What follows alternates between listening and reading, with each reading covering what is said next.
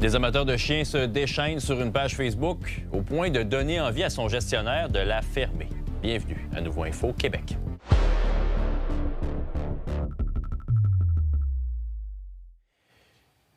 Bonsoir tout le monde, bon mardi. La polarisation, la violence sur les réseaux sociaux, ça ne s'arrête pas à la politique et aux grands enjeux clivants de la société. Ça se trouve partout, même sur des communautés qu'on s'imagine rassembleuses et complètement inoffensives. Et c'est le cas notamment sur la plus grosse communauté canine du Québec sur Facebook. Ça s'appelle la page Chiens du Québec. Voici le reportage de Félix-Antoine Audet. Ça fait 9 ans que la page Chiens du Québec existe et regroupe près de 200 000 passionnés de chiens et leurs compagnons, comme Kira ici présente. Sauf qu'il y a environ 2 semaines, son administrateur principal a fait une publication où il parlait de supprimer complètement cette page en raison de menaces virulentes envers lui depuis plusieurs années, mais depuis tout récemment, sa famille. Le karma va te trouver, on va s'arranger pour régler ton cas, on va trouver où tu travailles, on va trouver où tu vis, on va trouver où ta famille vit. Et là, ça a dégénéré. On sait où ta mère reste. On va trouver un membre de ta famille puis on va le faire dévorer par une meute de chiens. C'est juste invivable à un moment donné, là. Oui, bien, je pense aussi qu'il y a une escalade, là, que je le vois depuis des années. Ça fait peut-être 10 ans que j'ai ma page de compagnie. Puis au début, c'était pas comme ça. C'était beaucoup plus friendly. Maintenant, c'est vraiment agressif, revanchard. Les gens lâchent pas le morceau, je dirais lâchent pas l'os, là. Ouais. Tu sais, dans le fond, c'est de plus en plus harcelant aussi. Il n'y a pas de modération, donc c'est très difficile de gérer tout ça. Je crois pas que les gens réalisent que c'est dans tous les groupes, peu importe le sujet de ton groupe. Je suis aussi administrateur et créateur d'un groupe de cuisine. J'ai été obligé de mettre ça privé pendant presque 2 ans parce qu'à un moment donné, la chicane pogne dans un groupe de cuisine. Ça me fait penser à ces fameux groupes de mamans là, sur Facebook où ouais. T'élèves mal ton enfant, il va mal virer. Est-ce que je vois un mauvais parallèle là? Mais non, c'est pas un mauvais parallèle, c'est exactement ça la situation. Tu vas être un mauvais propriétaire ou un mauvais parent chien si tu fais telle méthode ou si tu utilises ça. Donc, tout de suite, la personne est culpabilisée. Puis là, c'est ça que là, si tu te sens attaqué, toi t'attaques, là, ça part. Là, ça dégénère, ça part en boule. Fait que c'est pas agréable. On s'entend, d'habitude, nos amis à 4 pattes sont surtout bons pour nous faire sourire. Alors la question, bien, c'est quels sont les sujets qui réussissent à déchaîner les passions sur les pages Facebook comme Chiens du Québec? D'abord, l'éducation. Les différents types d'éducation, les différentes façons d'arriver à un résultat. La nourriture, ça peut être les parcs à chiens, ça peut être la façon dont tu promènes ton chien, le choker, le collier, est-ce que le harnais, est-ce que tu as un permis, est-ce que... Ça peut être n'importe quoi. On retrouve des supposés spécialistes. Je dirais qu'il y a 2 catégories. Il y a le public qui se dit spécialiste, puis il y a aussi des spécialistes qui sont dans les anciennes méthodes là, aversives, là, qui font peur, qui font mal. Fait que là, il y a tout le temps des mélanges d'opinions et là, ça part des débats sans fin, je dirais. Là. La bonne nouvelle, c'est que dans les jours qui ont suivi la publication originale de Sébastien, il a reçu une vague d'amour inimaginable, selon ses dires, de la part de la communauté. Ce qui fait qu'il a rapidement mis la publication à jour et il a confirmé que la page, elle va rester ouverte. Maintenant, c'est simplement de savoir s'il restera à bord ou s'il trouvera quelqu'un d'autre pour la reprendre. À Québec, Félix-Antoine Audet et Kira pour Nouveau Info. Il passait tout bonnement en moto sur le boulevard de Lormière vendredi. Rémi-Guillaume Deschênes n'avait aucune idée qu'il était en train de vivre ses derniers instants. Il a percuté de plein fouet un automobiliste qui a coupé sa route. Il est mort sur le coup.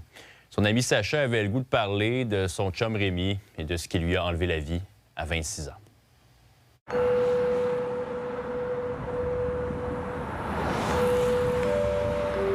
Je t'aime. Qu'est-ce que je t'aime? T'es parti trop jeune.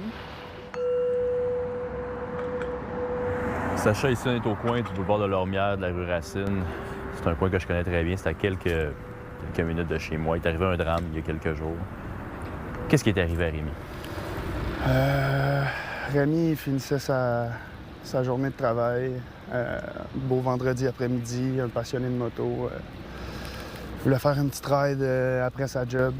Il finit à 1h30. C'est arrivé vers à peu près 3h30. Il a monté Lormière, rendu au coin ici. Il s'est fait couper par un automobiliste. Malheureusement, en moto, ça pardonne pas. On n'a pas de deuxième chance quand on frappe un mur à Peu importe la vitesse qu'il roulait, je le sais pas. Il s'est fait frapper, il est mort sur l'impact à 26 ans. Demain, il n'y a jamais de sens à des tragédies comme celle-là. Qu'est-ce que ça pourrait amener comme réflexion, selon toi? De faire attention, de regarder autour de soi, d'être conscient de la route. J'ai l'impression que les gens pensent que parce qu'ils ont un permis, ils sont capables de conduire, ils sont capables de prendre connaissance de tout ce qui se passe autour d'eux, mais malheureusement, on est dans une société où on a des téléphones, on a, peu importe, 12 000 distractions autour de nous. Fait que je dirais qu'un message à apporter, ça serait de faire attention, surtout aux motocyclistes. Rémi, c'était qui pour toi? Rémi, c'était comme un frère pour moi. Moi, j'ai été à l'école avec Justin, son petit frère. On a joué au basket ensemble beaucoup. Et avec le temps, je me suis plus rapproché de Rémi. C'était un meilleur ami, un frère.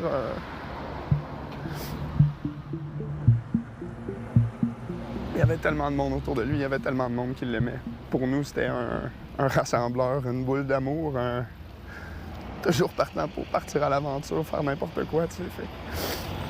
Ça va être un gros vide dans nos cœurs. Dès que quelqu'un allait pas, il était présent pour nous. Grosse tête de cochon, mais est-ce qu'on l'aimait, sa tête de cochon, tu sais? S'il pouvait t'entendre aujourd'hui, tu lui dirais quoi? Je voudrais juste le serrer dans mes bras une dernière fois puis dire que ça va aller puis qu'on va aller le rejoindre quand ça va être notre heure.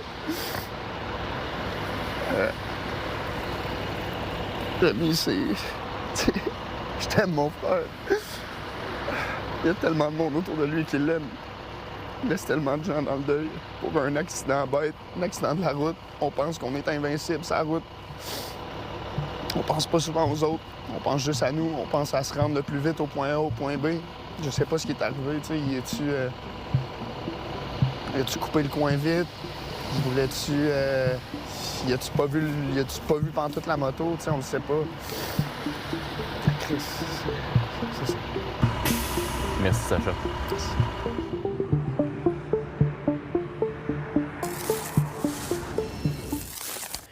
On va tenter de porter cette situation-là à l'attention de la mairie de Québec. D'ailleurs, parlant de la mairie de Québec, la Ville de Québec, elle, regarde dans le rétroviseur avec satisfaction financièrement, en tout cas parce que l'année 2025 s'est terminée avec des dizaines de millions en surplus dans les coffres qui viennent s'ajouter à ceux des années précédentes. Bon, Mathieu, on s'entend que c'est positif comme nouvelle, sauf que, étant un contribuable, je me pose la question, est-ce que ça veut dire qu'on est trop taxé à Québec? Une très bonne question. D'ailleurs, on l'a posée au maire. Je vais y revenir. Juste un peu de contexte. Aujourd'hui, on déposait à la Ville de Québec la reddition de compte financière 2025. Ça, c'est un peu comme le relevé de carte de crédit. Le budget, c'était les promesses. Mais qu'est-ce qu'on a fait? Comment ça se compare? Bien, ce qu'on retient, c'est que la Ville a engrangé presque 50 millions de plus que prévu en taxes de bienvenue, les droits de mutation, l'an dernier. C'est pas banal parce que ça représente les 2/3 du surplus total de 77 millions qui a été engrangé par rapport au budget. Et ces 77 millions-là de 2025, bien, ça vient s'additionner aux 71 millions qui étaient déjà dans le compte chèque de la Ville. Total, 149,1 millions de dollars. C'est une jolie somme qu'on aurait, comme tu le demandais, peut-être aimé mieux garder dans nos poches plutôt que de la verser à la Ville. Bien sûr. Est-ce qu'il y aurait donc moyen d'éviter de trop percevoir? Puis pourquoi on garde autant d'argent que ça, 149 millions dans le compte chèque? Dans le budget, nous, on ne peut pas se permettre de faire un déficit. Fait qu'on ne peut pas dire une année, on a tellement budgété serré qu'on est arrivé en dessous, c'est pas grave, on se reprendra l'année d'après. On peut pas faire ça. Fait que ça suppose de mettre un peu la flèche pour s'assurer d'avoir les coups des franges puis de ne pas faire de déficit. On est des bons gestionnaires rigoureux. On dépense à la hauteur des budgets qu'on vous présente, qui sont à la hauteur des attentes des citoyens pour les services qu'on veut leur rendre et qu'ils veulent avoir. Un de nos critères, c'est d'avoir le fonds de roulement pour pouvoir s'assurer que la Ville peut fonctionner 2 mois. Bon, mais est-ce que cette reddition de compte-là, par contre, c'est un reflet fidèle de la situation? À côté du maire, il y avait le directeur général de la Ville, Luc Monti, qui nous a dit que la Ville de Québec avait un déficit d'entretien des infrastructures de 5,5 milliards de dollars. Donc, le toit coule, le solage craque. Des travaux à faire. On peut bien se réjouir d'avoir un surplus accumulé, mais ça veut dire quoi quand il y a autant de travaux qui nous menacent? La réponse du maire. Vous avez tout à fait raison. Il n'est pas là dans le sens que notre gestion financière est bonne, mais il ne faut pas oublier derrière ce bulletin-là, dans les prochaines années, qu'il y a un enjeu d'infrastructure, puis il va falloir trouver des solutions, parce que sinon, ce bulletin-là pourrait vraiment être moins bon. Maintenant, la Ville de Québec ne peut pas être seule au front. Les citoyens de Québec ne peuvent pas être seuls au front. On n'est pas nécessairement en train de dire qu'il y aura une hausse de taxes. On est en train de dire que la Ville de Québec ne laissera pas passer, ne laissera pas d'argent sur la table et va mettre sa contribution. Maintenant, ça ne veut pas nécessairement dire une hausse de taxes. En terminant, petite nouvelle, on est rendu à 10 sous dans le dollar au paiement de la dette. C'est beaucoup moins que les 16 sous qu'on avait il n'y a pas si longtemps que ça. Merci, Mathieu. Je t'en prie. Bonne soirée à toi.